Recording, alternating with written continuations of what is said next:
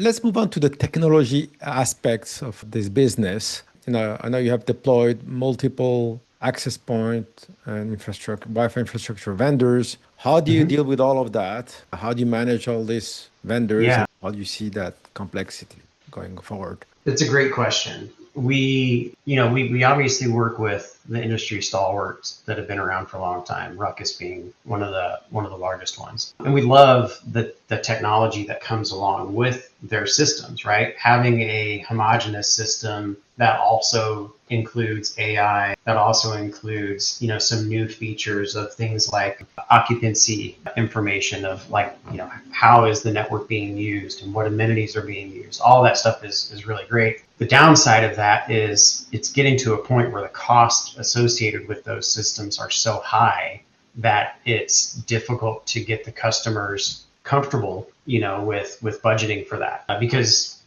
from the developer's perspective, you've got the downward pressure of rates, are volatile and high, and the construction costs continue to climb. And so they're looking for whatever they can do to build smarter and drive development costs down in order to get more deals done, right? The vendors on the other end we feel are kind of pushing against that in the opposite direction, where we're finding it difficult to kind of marry those two. And so that's what has forced us to kind of get out and explore some other options. Cambium has had a good, solution. EdgeCore has had a good solution. And that's where I think you're starting to see open Wi-Fi systems kind of come into play too, because the ability to bring the installation cost down is really advantageous for the industry.